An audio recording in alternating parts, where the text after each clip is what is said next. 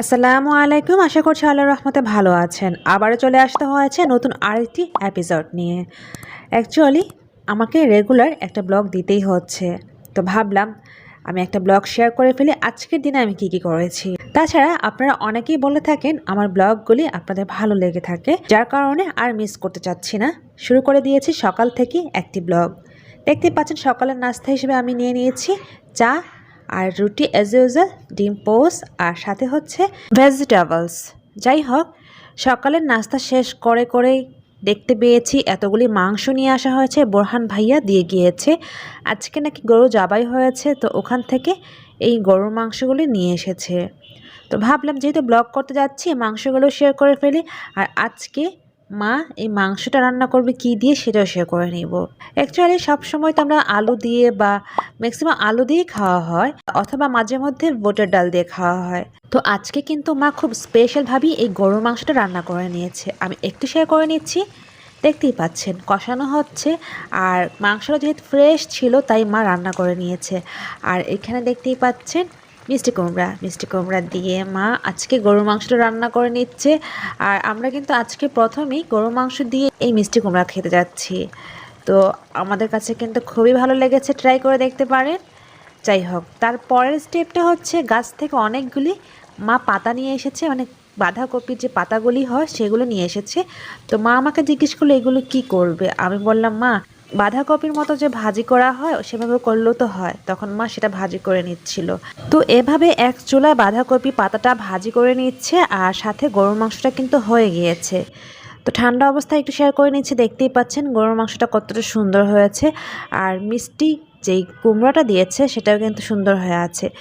তো আমার কাছে কিন্তু খুব ভালো লেগেছে, একদম অন্যরকম সফট হয়েছে মাংসটা, আর মিষ্টি কুমড়োটা খুব ভালো লেগেছে। আবারও বলে নিচ্ছি, ট্রাই করে দেখতে পারেন, ভালো লাগবে। গরুর মাংস দিয়ে সাধারণত অনেকে লাউ দিয়েও খেয়ে থাকেন, বা অনেকে অনেক রকম ভেজিটেবলস দিয়ে খেয়ে থাকেন, তাই না? তো আমরা আজকে প্রথমেই মিষ্টি কুমড়া দিয়ে খেয়েছি। আমার কাছে কিন্তু খুবই ভালো লেগেছে। তারপর খাওয়ার পর সবাই কিন্তু খুব ভালোই বলছিল যে তাদের কাছেও নাকি ভালো লেগেছে।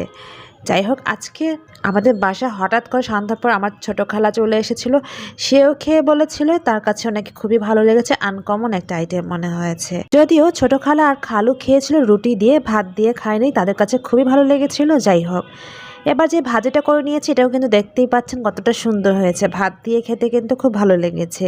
তো বাঁধাকপির এরকম পাতা ভাজি করা যায় এবং খেতে এত ভালো লাগে আমরা আসলেই জানতাম না। সাধারণত বাঁধাকপি কিনে এনে খেতাম, বাট আজকে গাছ থেকে পেরে নিয়ে পাতাটুকু শুধু ভাজি করা হয়েছে। আর টমেটো টক করা হয়েছে। এখানে গাছ থেকে পেরে নিয়ে আসা হয়েছিল কাঁচা টমেটো দিয়ে মা একটু ভর্তা বানিয়ে নিয়েছিল। আর এর মধ্যে আদনান বিকেলে এসেছিল, আজকে আসার পর এরকম একটা গাছ নিয়ে এসেছে। তো গাছটা পাওয়ার পর মনে হয়েছিল এটা একটু দেখিয়ে নিই আপনাদেরকে, যে আপনাদেরও ভালো লাগবে। সাধারণত আমরা তো অনেক গাছ দেখেই থাকি, আর কমলার গাছ তো আমরা সবসময় দেখতে পাই না। অ্যাকচুয়ালি কমলার গাছ অনেক রেয়ার, তাই আমার কাছে মনে হয়। তো এটা আদনান নিয়ে এসেছিল, ওকে কে যেন গিফট করেছে। আর এটা হচ্ছে কমলার গাছ। তো কমলার গাছ এরকম পেয়ে আমার কাছে খুব ভালো লেগেছিল। তো ভাবলাম একটু মেমোরিও করে রাখি, ব্লগ হিসেবে আপনাদের সাথে শেয়ারও করে ফেলি। যারা কখনো কমলা গাছ দেখেননি তারা কিন্তু এভাবে দেখেও নিতে পারেন, বা আমার ভিডিওটির মাধ্যমে কিন্তু একটু হলেও আইডিয়া করে নিতে পারেন, তাই না? আমি ফার্স্ট আছে কমলা গাছ দেখতে পাচ্ছি। আমি বড় বড় কমলা ধরা অবস্থা দেখেছি, বাট এরকম ছোট গাছের পাতায় যে এরকম হয় সেটা আজকে প্রথমেই দেখেছি। তো আপনাদেরকে দেখিয়ে নিচ্ছে, আপনাদের নিশ্চয়ই ভালো লাগছে, তাই না? আর এভাবে কমলা গাছ কিন্তু টবে লাগিয়ে নেওয়া যায়। জাস্ট এখান থেকে নিয়ে টবে লাগিয়ে দিলে খুব সুন্দর গাছ বড় হয়, এটা আমি শুনেছি, যার কারণে আদনান নিয়ে এসেছে। আমরা এটা টবে লাগিয়ে নিব পরের দিন, যেহেতু সন্ধ্যা হয়ে যাচ্ছে, তো এটা আর আমরা লাগাচ্ছি না, পরের দিন লাগিয়ে নিব। সো আপনারা সবাই দোয়া করে নেবেন যাতে করে এই কমলা গাছটা সুন্দর করে বড় হয়ে ওঠে। আর এটা কি পর্যায়ে থাকবে আমি প্রায় শেয়ার করে নিব আপনাদের মাঝে। তো সন্ধ্যায় হয়েছিল, খালা অনেকগুলো ফল এনেছে, আমরা সবাই খেয়েছি। আদনানও এর মধ্যে খাবার নিয়ে এসেছিল, আর এগুলো একটু শেয়ার করে নিয়েছি। চকলেট থেকে শুরু করে হাবি যাবে আরও কিছু এনেছে, সেগুলো শেয়ার করছি না, যতটুকু ছিল টেবিলের ওপর সেটাই শেয়ার করে নিচ্ছি। ওরা রাতে ডিনার করবে না, যার কারণে আদনানকে বলা হয়েছিল যে বাইরের থেকে খাবার নিয়ে আসার জন্য। আদনান কটু বাবুর্চি থেকে খাবার নিয়ে এসেছে। আর আজকে অনেক গরম পড়েছিল, বলে দিয়েছিলাম যে আইসক্রিম নিয়ে আসার জন্য।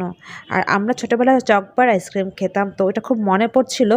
তো একসাথে সবাই মিলে আইসক্রিম খেয়েছি, আমি, মা, মা, ছোটো খালা, আদনান, বাবা এবং খালু, সাথে রত্নাও ছিল, ও একটা খেয়ে নিয়েছিল। এভাবে খাওয়ার পর আমাদের অনেক ছোটোবেলার কথাই মনে পড়ছিল।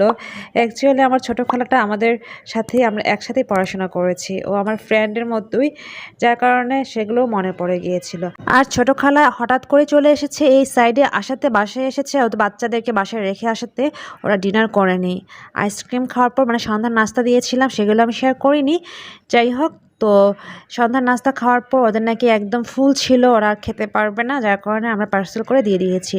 চিকেন বিরিয়ানি নিয়ে এসেছে আর বিফ বিরিয়ানি নিয়ে এসেছে, সাথে কমপ্লিমেন্টারি এরকম জর্দা ছিল।